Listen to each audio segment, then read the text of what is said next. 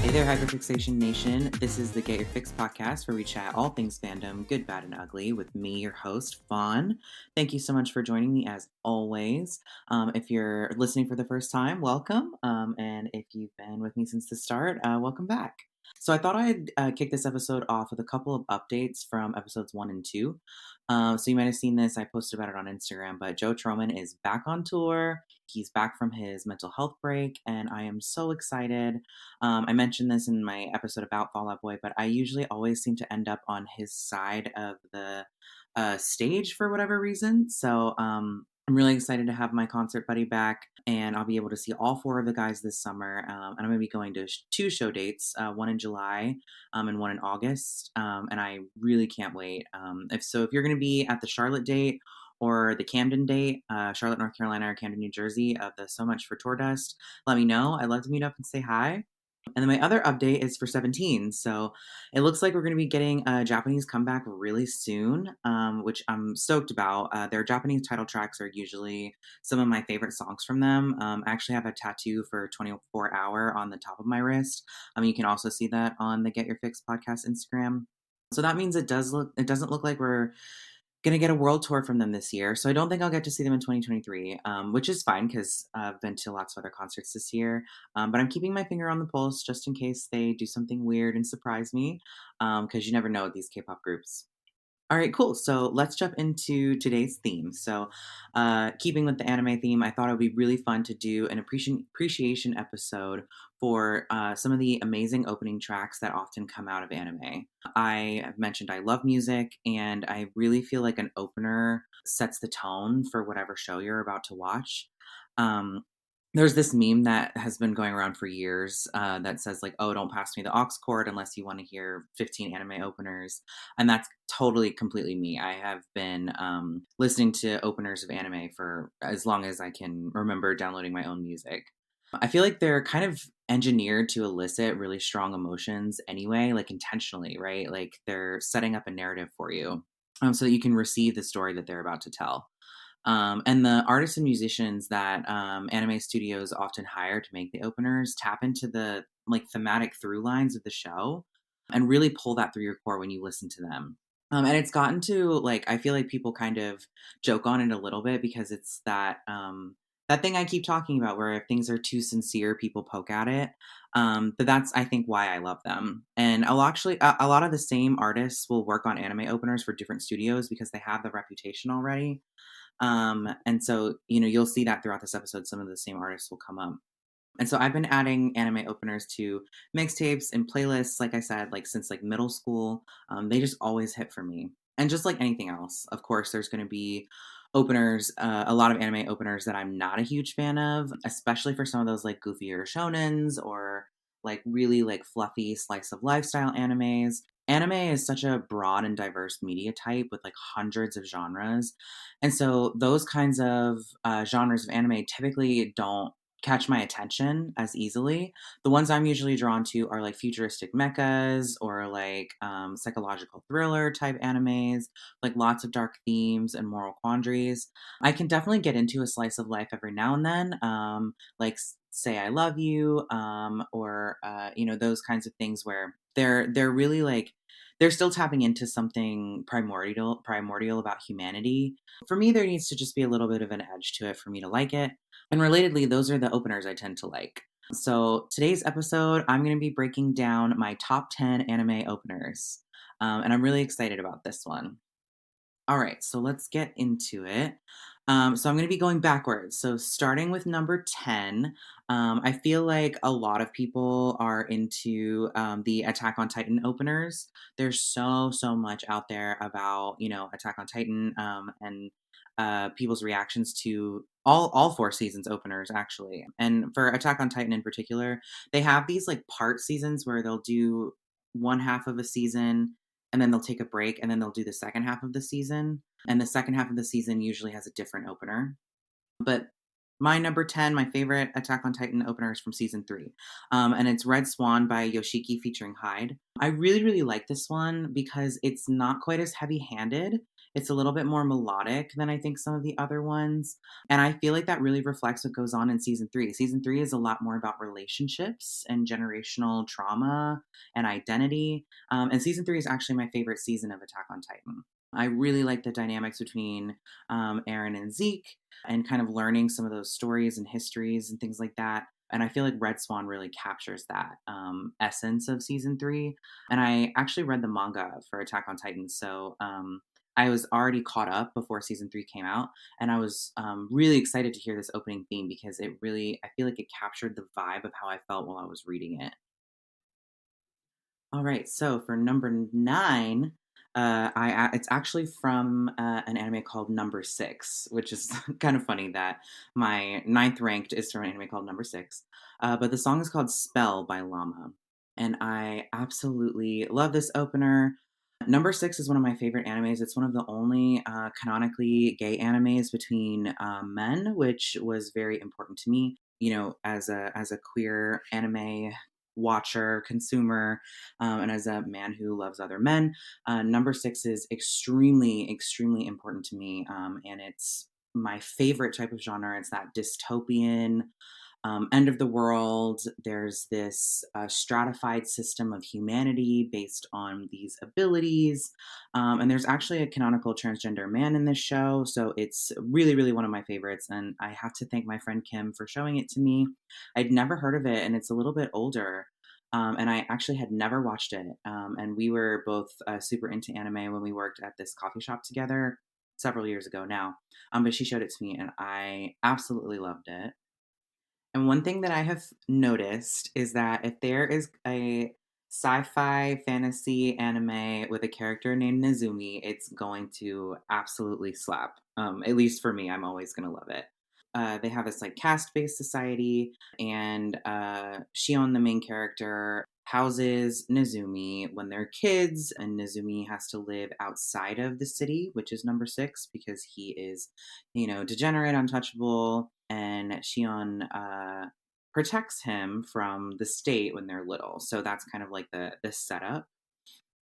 And what I love about Spell as the opener is that it has this kind of upbeat tempo and some like major chord progressions in the beginning.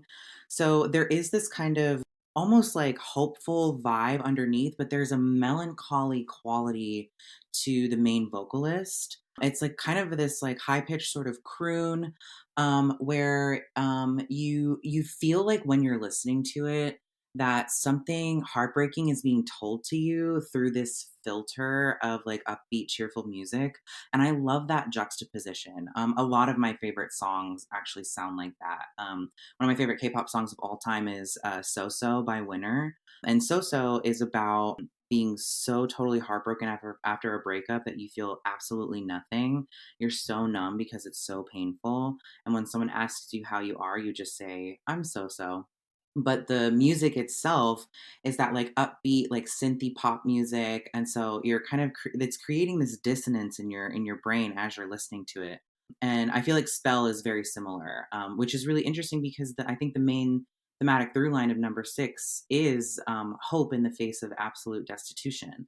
And it might sound kind of corny, but it's kind of like how love is transformative, and that you can find love and joy and happiness even in the most fucked up situation. That's kind of like the thesis statement of number six, and Spell really captures that. And her vocals overlaid over the opening, which is like really beautiful, bright, imagery of the sky, and there's like the portrait shots of Shion and Nezumi, and like the ocean, and it doesn't really show a lot of like the dystopian crumbling city as much in the opener. It's really kind of focusing in on those relationships specifically. And I just remember listening to that opener and like watching it and just feeling really kind of like almost overwrought, like going into the story. So it really captures it really, really well. So number nine is Spell by Llama. All right. So number eight is from Boku no Hero Academia. My Hero Academia is the English title. And so I'm actually a former fan of this anime. I used to be a huge BNHA fan, especially kind of like in the beginning of COVID in like 2020. I was binging it, I was cosplaying from it, I was all about it, consuming fan art, literally losing my mind, just kind of like I think everybody else was at that time. It was really, really, really popular. But I kind of fell off because, like most shonens, the main characters are teenagers, and it just wasn't interesting or relatable enough to me as an adult man to continue to watch BNHA. I wasn't really interested in the like academy part of it. Most of what was interesting to me about BNHA was the villains arc and specifically Overhaul. And so I kind of fell off, but my friends have all told me that the most recent season is totally worth it to jump back into, so I might. But I was super, super, super into it, and back in like I said, like mid 2020, summer of 2020, BNHA was like completely had taken over cosplay TikTok, which I was a cosplayer on TikTok at that time, and I discovered this opener actually from TikTok, and it is one of the few English tracks I have on here. So most of these openers are by Japanese artists or Korean artists, and they're all in Japanese. But this one is called Heroes, and it's by Nate Wants to Battle.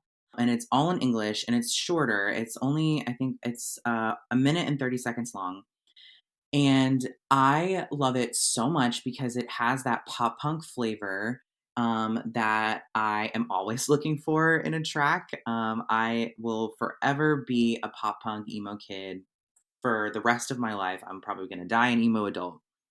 This song is so short and it packs such a big punch in such a short amount of time. I love it so much. It like creates that swell in my stomach the way that a lot of pop punk songs do. And it's the lyrics, you know, I find sometimes that when non-English songs get translated into English, the lyrics can be a little bit lost or like even a little bit cringe. Like this happens with K-pop songs a lot where the English translation, you're like, oh, this song is actually so corny. But this actually doesn't have that effect. It is so good, and I feel like My Hero Academia is kind of it's about like a bunch of kids who are going to school to become superheroes, right? Like that's like the very, very distilled, watered down plot summary. And they're like raised in this society to become heroes. And this song, I feel like really captures the essence of teenage angst that we all have, but especially these like kids with special powers. They're like totally weird, separate from society. They have this huge burden on them to become heroes one day, and they have this huge pressure on them not to become villains. And I feel like it's perfectly set up for a absolute pop punk banger. And Nate Wants to Battle absolutely kills it. It has the like sharp crescendos, the really really intense guitar in the background, and so I have listened to this song just like raw regular on a playlist. I've added it to like my pop punk playlist circulation that I do sometimes, especially when I go on road trips. It's a total headbanger. It kind of reminds me of Forever the Sickest Kids is what I would kind of say Nate Wants the Battles sound is most similar to. And I love the OST videos that are overlaid to it, but a ton of cosplay debut videos were actually made to this track. And I did one too when I did Tokuyami, which was really, really fun. And so when I hear it, it just kind of reminds me of that era of my life. And I remember it fondly. So number 8 is Heroes by Nate Wants to Battle from Boku no Hero Academia. All right, so for number 7, appropriately, is Wish Voyage by Idolish7 from Idolish7. 777s all across the board. So Idolish7 is an outlier anime for me, actually. It is kind of slice of life sort of anime. It's like set in a regular world, just like regular normal world. And so Idolish 7 is about a Japanese pop group trying to debut and make it big. It's all about idols. Boy groups specifically. And so Idolish 7 is a group of 7 boys, and it kind of follows them in their pre debut while they're training and trying to get them to a place of international stardom. And the main character is actually their manager, who I think it's technically considered a reverse harem because their manager is a woman and she's surrounded by gorgeous male idols 24/7. And so they're at a smaller company. Their manager's dad owns the company. And so she, it's a family business. It's really small. There's only 3 staff members. And these 7 guys have to come together to be the greatest idol group of all time. And there's, rivalries with other idol groups. One of the members of Idolish 7, his brother is in a rival group called Trigger, and they're like estranged twins. So it's really good. It's really fun. As a K-pop fan, I really got a kick out of this anime, because it is really similar, even though it's the Japanese pop music scene. So it's not exactly the same as the Korean music scene, of course. There is a lot of overlap in the markets, and across the industry. There's a lot of Japanese idols who are in Korean groups. A lot of Korean groups promote in Japan. J-pop and J-rock is very popular internationally. I mentioned this in the 17 episode, but I actually got into J-pop and J-rock first, when I was like in 5th and 6th grade. So I was actually familiar with that industry first, and so it was kind of like this perfect marriage of my interests, and I absolutely love it. It's really fun because you can have a bias in these like anime J-pop groups. Um, and I think actually the anime was created from a video game where it's like a rhythm game where you debut the idols and stuff. So it's like has that interactive element that people were already invested in. And my favorite song from Idolish 7 is actually not the opener, it's by Trigger. But I wanted to include this opener because Wish Voyage is kind of that quintessential J pop song. And the opening sequence is kind of basically a J-pop music video. And so if you're into Vocaloids at all, like into like Hatsune Miku or like that arena of Vocaloids, this is kind of similar, but they're boys, right? Which works for me because I am more interested in boys. So it shows like the snapshots of each of the idols. You can kind of see each of their roles in the group, their themes, their personalities. They're doing choreography. And animated choreography is, I think, really hard to get right, and Wish Voyage really nails it. And it just you're already a fan of Idolish 7 once you've watched the opener. Watching Wish Voyage, you're like, oh my gosh, I'm so invested in these guys. This music video is amazing. I really want them to win. I want them to do well, and so you're kind of bought into their struggle as a new group, and you feel connected to them already, right? So Wish Voyage is number 7 by Idolish 7 from Idolish 7. Okay, so number 6 is from Yashahime Princess. And Yashahime Princess is the sequel series to Inuyasha. I am a lifelong diehard Inuyasha fan. And I was a little bit nervous actually when it was announced that they were going to be doing a sequel series about their children. But I ended up absolutely loving it. So Yashahime Princess is about Inuyasha and Sesshomaru's daughters. And so they are Inuyasha's daughter is a quarter demon, and then Sesshomaru's daughters are fraternal twins, and they're half demons. And it's so good. And I feel like the writing was incredible. It was like this next generation story, and it's still about the original characters, but it's kind of like it's about family, and it's about trauma, and it's about expectations and roles, and like kind of building new bonds, which is really cool. And so the song, the opener, is called New Era by Six Tones, which is perfectly apt, right? It's a new era. And I feel like the writers for Yashahime Princess they had to have been fans of the original anime. You know how when you're watching something and it's a continuation and you just know that the people that made it really loved the original property? That's how I feel about Yashahime Princess. It's kind of similar to like Jon Favreau and The Mandalorian, like the Boba Fett series. You can tell that Jon Favreau is a Star Wars fan because there's so much love and heart in those shows. And that's how I feel about Yashahime Princess. It's not overwrought, it's not campy. The story actually makes sense. The character development is there. And New Era by Six Tones captures all of that so perfectly because the original Inuyasha theme is kind of that are more old school, like late 90s, early 2000s, like crooning ballad type. And New Era is it's like a hip hop song with some like pop punk undertones. So kind of similar to like you listen to like Black Bear or Ian Dior.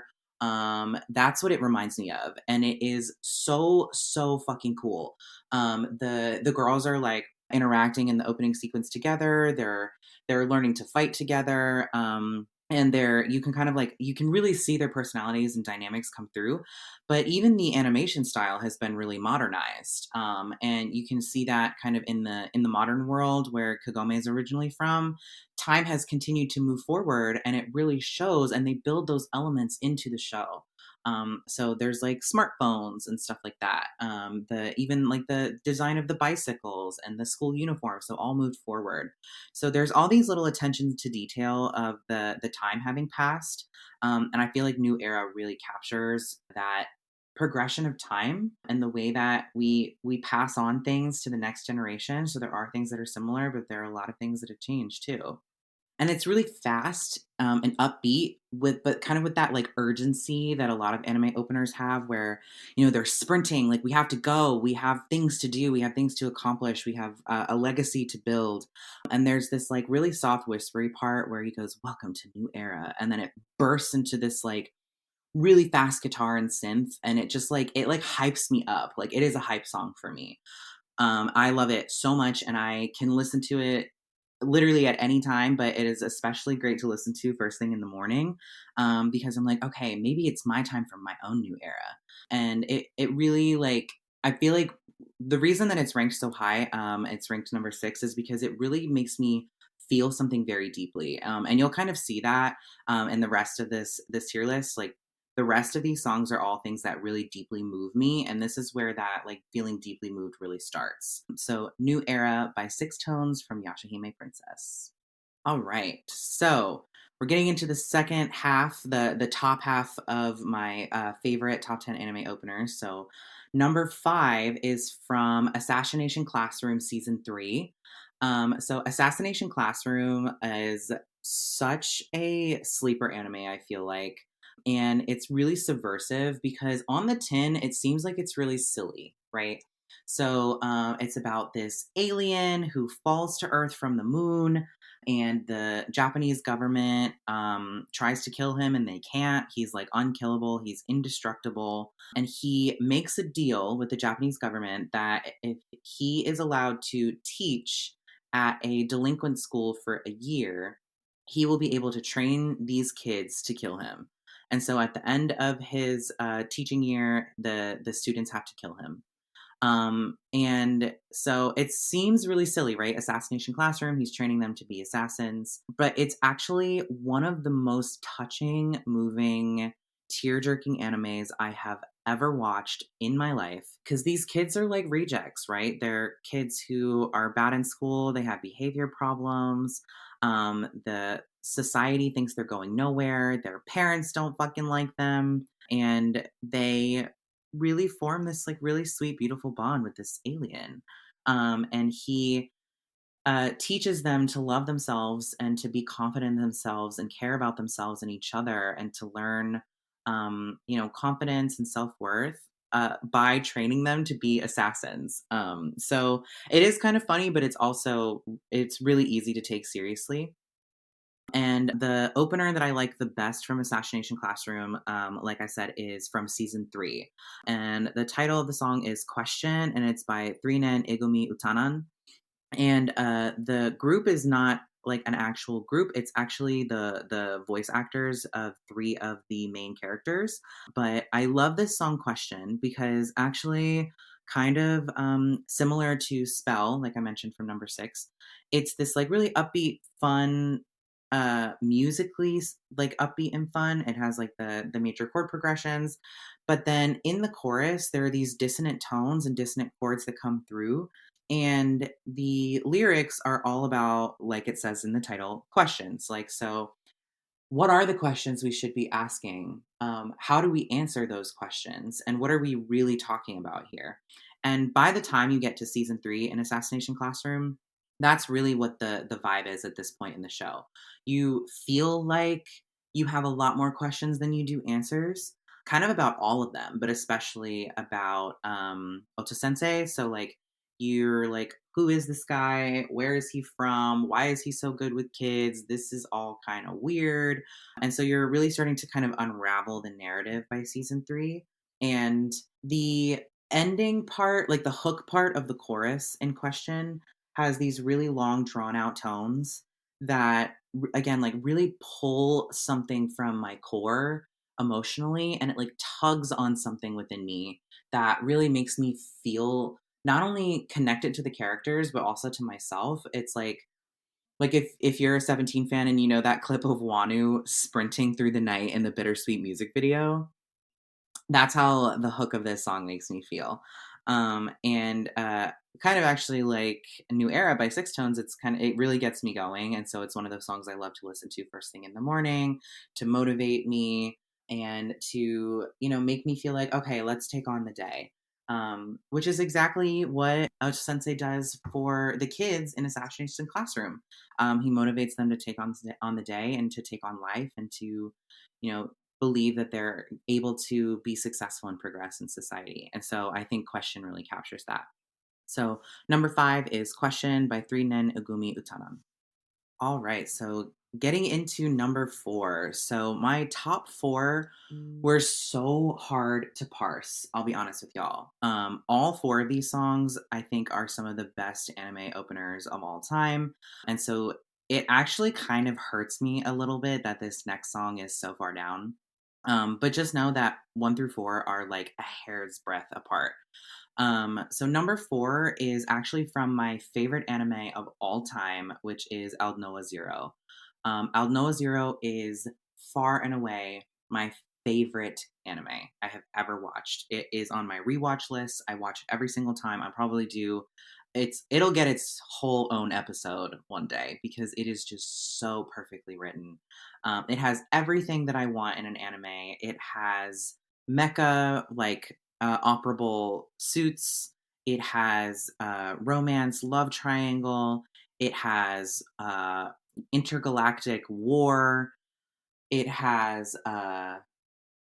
betrayal, but it also has that quintessential character that is a part of the enemy and then has this kind of moment of clarity of doing the right thing. And it also has my favorite character of all time, which is an anti hero. Slain Troyard from Al Noah Zero is my favorite anime character ever. He is an anti hero where he is inherently so, so good and wonderful and is pushed to the brink, which turns him into the main antagonist. But it's out of necessity and survival, and he is pushed to that place, which is my favorite type of character of all time. But I won't get too much into Al Noah Zero because I do want to do its own episode someday so I can get into the nitty gritty of it. So let's talk about the opener. So the opener is called Alize by Sawano Hiroyuki. And Alize is one of the best anime openers of all time, particularly because of not only the musical composition, but the lyrics as well. So, like I said, Aldnoah Zero is about intergalactic war. It's a fight between the Terrans, which are people on Earth, and Martians, which are a group of elites, noble elites who have colonized Mars. And they're at war with each other because Mars, shockingly, is inhospitable. And so Mars is trying to take Earth back, and the Terrans are saying, no way. We formed our own life here. We do not serve our Martian overlords. We will defend Earth for the people. So it's kind of this like working class proletariat versus the bourgeoisie as well, which I absolutely love. And Elias captures all of these elements so freaking well. There's this really intense, like synthesized piano in the background, which we haven't really heard so far yet on the tier list. So there's this synthesized piano, like I said, which kind of captures that futuristic essence a little bit. It really gives it that dystopian sci-fi feel, but it's in a minor chord, and so it feels really dissonant and challenging when you hear it. And the song lyrics, it's an anti-war anthem, basically. And it's about the plight of being forced to be at war when all you want is to live a peaceful and beautiful life. And it's about how the elites orchestrate conflict for their own gain. It's like one of the most powerful anti war, anti capitalist anthems ever. And I love it so, so much. And I especially love it because it's in Japanese. So it's a bit subversive in that way because Japan was an imperial power. Japan was a colonizer of a lot of different Asian countries and indigenous communities, especially in Okinawa. So for anti-war, anti-colonial anthem to be in Japanese, I just feel like that's sending such a powerful message, and it really comes through in every episode. Like I never skip this intro because it just like fills me up with so much like passion and rigor for what is right and what we all should be called to do. And the anime just never lets up the whole time. So it's not a light watch, but it's totally worth it because it hits you with morality, integrity, political conflict, and then also just interpersonal strife of like wanting so desperately to be loved, not just by, not just romantically, but by family.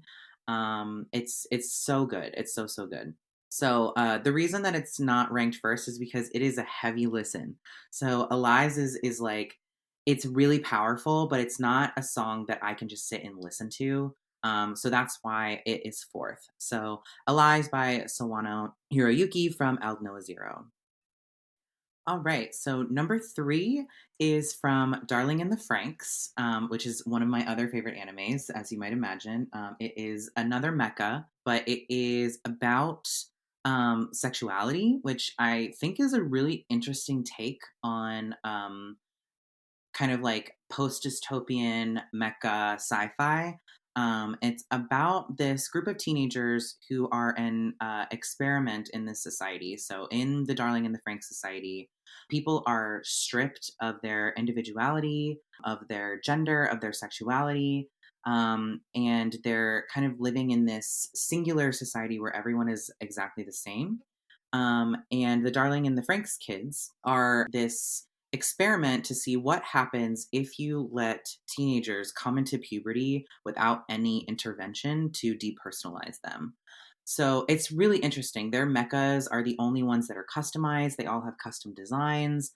They form their own relationships. It's really really beautiful. It's one of my favorite things, and it also has one of the world's most favorite waifus, Zero Two. And I know you've seen her, even if you don't think that you've seen her. If you are in any anime spaces, you have. She has the pink hair with the red horns and the teal eyes with the red eyeliner. Everyone loves her. And so the opening song from Darling in the Franks is called Kiss of Death, and it's by Mika Nakashima featuring Hyde. So there's Hyde again. Hyde was on the Red Swan, which was the Attack on Titan season 3 opener. So Kiss of Death is one of those songs that I can literally listen to on repeat over and over and over again. I love this song. It's ranked so high for me because my one of my favorite types of songs, just in general, not even for anime openers, but just the types of songs that I choose to listen to, are what's called an anti-drop or a false chorus. I have a whole playlist just of anti-drops and false choruses. So what that is where you're building, like the verse or the pre-chorus is building, it's building, it's building, it's swelling. It's getting louder, the chords are progressing, it's getting faster. You're like, oh my gosh, it's gonna happen, it's gonna happen, and then the drop doesn't happen. It's usually like pretty bass forward, like all of the synth guitar, piano, any of those like auxiliary instruments in the background kind of drop, and it's just this like really quiet, low, like bass and vocals only a lot of the time, and it like gives me chills all the way through my body. I love an anti drop. 24 Hour that I mentioned at the start of this episode by 17 is an anti drop. And that's one of the many reasons why that's one of my favorite 17 songs of all time. Spider by Hoshi is another example. It's an anti drop where you're like building and then the chorus is just this like low, slow, quiet. And Kiss of Death is the same way, but it's actually a fake out. So it's like a false drop instead of an anti drop. It's a false chorus. So it swells and swells and swells, and then it gets quiet, and it's this like low melodic pre-chorus, and then it explodes into this really intense actual chorus. Like the hook is like you feel like you're doing a magical girl transformation while you're listening to it. You're like rotating through space. It's so good. And what I love about Darling in the Franks is that it really is about relationships and romantic connections, which I love a good romance. And the main characters, like the whole driving agent of the whole plot is that the main characters are in love and they're not allowed to be. It's very Romeo and Juliet. I love it. And Kiss of Death really, the song Kiss of Death captures that, oh, like that, just that pining, that yearning that you feel when you're a teenager and you have a crush or you're in love with someone, and you can't be with them. Also overlaid with that like dystopian background that's happening of the enormous burden that they're all carrying to fight these monsters that are ruining the world. So, Kiss of Death by Mika Nakashima featuring Hyde from Darling in the Franks is my third favorite opener. All right, so number two is from Yuri on Ice. And so, if you're not familiar with Yuri on Ice, it is a must watch, I think. And I am saying this as someone who is not a sports anime watcher. I do not like sports anime. I tried to watch Free, I tried to watch Haikyuu. They are not for me, but Yuri on Ice is it's transcendent. So Yuri on Ice is about two Olympic figure skaters. One of them is the gold medalist every year. His name is Victor, and he takes a season off to coach an up and coming Olympian named Yuri. And that's kind of like the premise, but it is a gay love story. And it's a canonically gay love story between these two incredible athletes who are striving for greatness on the global scale, but it's about them falling in love, and their love is driven by how much they both care about and have worked so hard all their lives to be Olympic level figure skaters. Um, and I cried like a baby the first time I watched it all the way through. I actually saw it for the first time in theaters. They were doing a special screening at a local theater near me where they screened the whole entire season. And it was like hours long. And I was just crying in public. And I think that's part of why this opener is ranked so high for me is that the first time I heard it was on a cinematic screen in a movie theater with surround sound, and I like felt it in my blood cells. The song is called Born to Make History by Dean Fujioka, and it's actually in English originally. And so it's a Japanese singer, but the song is in English. And it starts with this kind of classical music feel with the violins, and I can picture the conductor actually. And it kind of it gets you immersed in this figure skating mindset right away, right? Where you're like, okay, this is totally something that you can imagine being played like as part of a ballet or as a figure skater. And it slowly crescendos little by little as the song goes on. And the lyrics of Born to Make History are, I think, have a double meaning. And I'm actually going to read parts of the lyrics, just this one section of the pre chorus leading into the chorus, because I think it really does capture what the show is about. So the lyrics are, "Where your destiny lies, dancing on the blades, you set my heart on fire. Don't stop us now, the moment of truth. We were born to make history." And Yuri on Ice did make history in the anime world because in a lot of media, this is not specific to anime, but in a lot of media that tries to tell a gay or a queer story, it's either over sexualized or fetishized or kind of like watered down for a cis audience and a cis straight audience. And I think there's a tiny bit of that with Yuri on Ice, but it is the best example that I've seen in anime, besides number six, which I mentioned earlier. Number six does a really good job of this as well. But number six is about teenagers, right? And so Yuri on Ice for me, I think hit really hard because they're adults and they're exploring this queer relationship as adults and what it means to be men in love with this very high pressure job. And so they were, Yuri on Ice as an anime made history. And then Yuri and Victor were also both born to make history. So Victor was Yuri's idol. He was the figure skater that inspired Yuri to become a professional figure skater. And he's kind of following in his footsteps, but also beating his records and exceeding him. And so it's about that like passing of the baton, but also being an openly gay couple when one is from Japan and one is from Russia, both of which are pretty hostile countries to queer and trans people.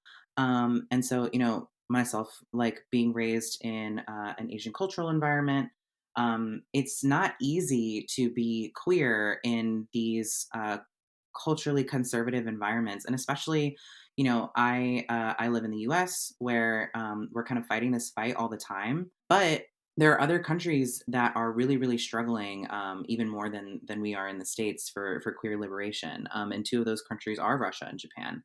And so, for them to say, we are in love, and in the show, they have a public declaration of love in front of their fellow competitors in figure skating. And I just feel like it has had such enormous cultural impact on queer people everywhere. And it's not sexualized, it's not overly sexualized. There are some sexual elements because being a queer adult often means that you're sexually attracted to your partner, not for everyone, but for a lot of people. But it's not overly sexualized, and that's not the point, right? It's not fetishizing and objectifying. And so whenever I hear this song, I almost every time I listen to it burst into tears, because it swells from, like I said, this kind of low, like classical music vibe into this big explosive synth pop hook at the very end, and I just, you know, I feel like I'm on my knees having just competed in Olympic figure skating, and I'm crying because I just won the gold medal, even though I'm actually terrified of figure skating. It's one of my biggest fears.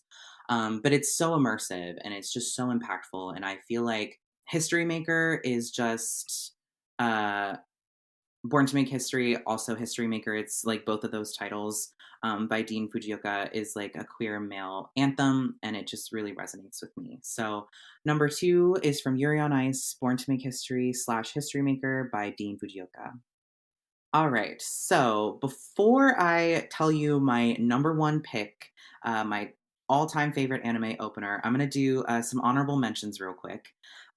Just because it is a top 10 list, but these honorable mentions didn't really fit with the rest of these openers. And I wouldn't say in my top 10, but they are deeply impactful nonetheless. Honorable mention number one is from Pokemon the movie 2000. So this was the second Pokemon movie I ever saw. I've had my finger on the pulse for Pokemon movies forever and ever. And so this is the one with Lugia and the three legendary birds.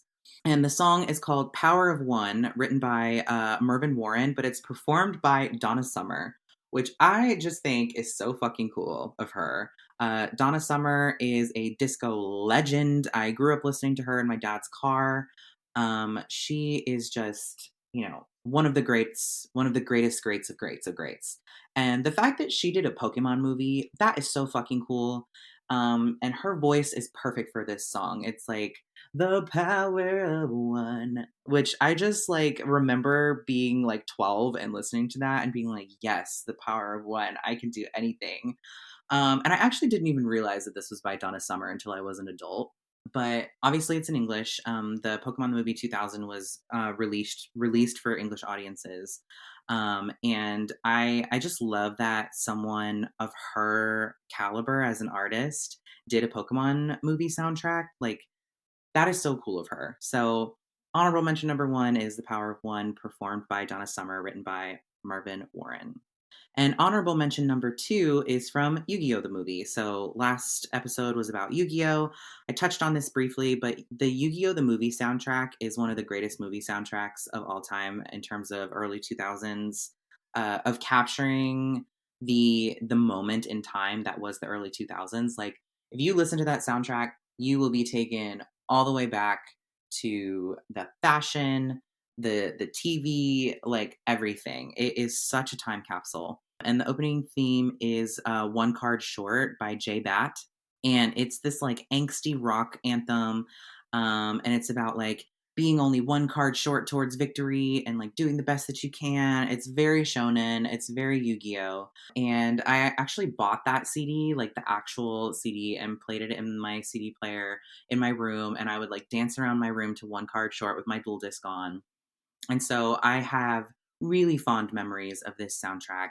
I wouldn't say it's like the most musically complex soundtrack. It's pretty straightforward. Like what's you see is what you get with it. It's really it is a soundtrack made for young boys who are into anime. But I absolutely love it. It's so nostalgic, and I still listen to One Card Short sometimes when I need to be in a good mood. So honorable mention number two is from Yu-Gi-Oh! The movie One Card Short by J Bat. All right. So, the big reveal, my number one favorite anime opener of all time, and this is a little bit predictable, and I think a lot of people have this answer, but it is Gorenge from Demon Slayer, but specifically the cover of Gorenge by N Flying. So, no disrespect to Queen Lisa, it was originally performed by Lisa, and it is, I think one of the most iconic anime openers. And sometimes things are iconic for a reason. And sometimes we honor that, right? So, a lot of people have said that the Demon Slayer theme is one of the greatest themes of all time. And I have to agree. But the cover by N Flying brings me to tears instantly. Like the second that I hear the opening note, it pulls me under. And it's one of the few anime openers that I think you can actually really listen to just as a song at any point in time. It's got that classic J rock feel. And I love N Flying anyway. They're one of my favorite K rock groups. They have a song called Moonshot that I listen to probably every day. And so I just love the richness of their voices, and their vocal range fits this song so well. Particularly Sunkyub's like absolutely insane range. Like he can hit the whistle tones, and he can go straight from a belt to a whistle tone back down to like the deepest baritone you've ever heard. Like he is one of the greatest vocalists of all time, I think. And I'm actually not even a big fan of Demon Slayer. Like I watched the first season. It's kind of boring to me. I'm not like huge into like that again, like the chosen one protagonist, like his whole family got killed, he's seeking revenge, whatever. It's kind of the same reason that I fell off of BNHA, My Hero Academia. But Gorenge, the song is just totally unmatched. I love that song and specifically that cover. I could listen to it probably every day for the rest of the time and not get sick of it. And it does have those like traditional shonen themes of like, I've got to be strong. Thank you for giving me a reason. This world can beat me down, but I'll always go into the light. And I do think there's something to be said about those endlessly encouraging themes in shonen. And so I do love that. I feel like there's just this like gritty edge to the end flying cover of Gurenge. So those are my top 10 favorite anime openers of all time. I have lots of other openers that I've enjoyed over the years. So, this isn't a comprehensive list of every anime opener I've ever loved. But, I tried to I really spent some time thinking about like, what are the top 10 openers that really, really hit for me no matter what. So this is my list. I've linked a YouTube playlist in the description of the episode if you'd like to listen to these in order and see how they rank for you. And I'd love to hear some of your favorite anime opener. So if there's one that I haven't listed here that you really think deserves to be in the top 10, let me know. Drop me some recommendations. And, I'm not above watching an anime if I like the opener. So I'd love to hear from you. And if you like the show, I'd love if you left me a review on whatever platform you're listening to right now. It really helps people discover the show. And I also just want to hear what you think so far. You can also subscribe and turn on automatic downloads. I'm at Get Your Fix Pod on all platforms if you want to come along with me on socials. I'm primarily on Instagram, but I also have a Twitter. I also upload episodes on YouTube. If there's a property you want me to chat about or you have more to add about one that I've already covered, you can also send me an email at getyourfixpod@gmail.com. I'd love to grow Get Your Fix into a community of fans from all over. That's definitely the goal long term. So come chat, come hang out with me. And that's it for this episode. So thank you so much for listening. And I'll see you in the next one for our next hyper discussion.